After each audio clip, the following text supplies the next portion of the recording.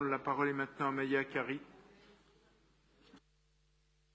Monsieur le maire, mes chers collègues, Paris n'a plus à prouver son engagement pour le vélo et son statut de ville cyclable est reconnu dans le monde entier.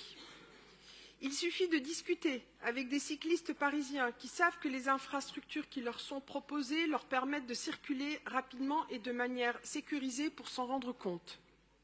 Cette délibération est importante pour deux raisons.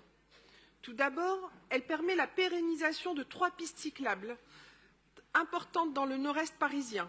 La première est sur l'avenue de la République, qui est un axe significatif de notre ville, et il est capital que l'on puisse y circuler de manière sécurisée à vélo. Le deuxième reliera la place Gambetta à la station de métro Saint-Fargeau pour permettre aux habitantes et aux habitants du 20e arrondissement de faire du vélo paisiblement.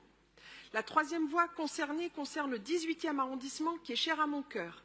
Elle permettra d'emprunter le boulevard Ornano et l'avenue de la Porte de Clignancourt à vélo. Cette piste est importante non seulement pour les habitants du 18e et plus généralement de Paris, mais aussi les habitants des communes limitrophes. Il est impératif de rappeler que nos pistes s'introduisent dans un réseau plus large et bénéficient à l'ensemble des Franciliennes et des Franciliens.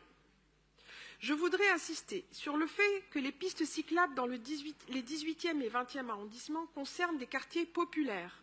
Cela prouve que la politique menée par la ville est pensée au profit de tous les habitants de notre ville et que la pratique de la bicyclette concerne tous les jeunes, tous les sexes, tous les âges et toutes les catégories sociales. Et on voit d'ailleurs de plus en plus de lycéens dans nos quartiers populaires emprunter le Vélib pour se rendre dans leur établissement scolaire. La deuxième est que la pérennisation de ces pistes est financée par le Fonds social européen, FSE, dans le cadre du Fonds européen de développement régional, FEDER. Il s'agit d'une dépense importante qui s'élève à près de 2 millions d'euros.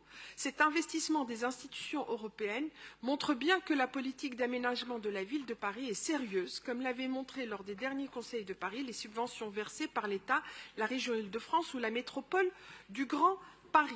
Elle montre aussi notre capacité à mobiliser d'autres moyens que nos fonds propres pour financer notre politique.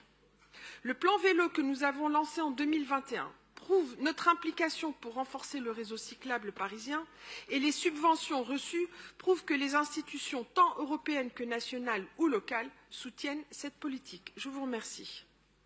Merci Maya Kari.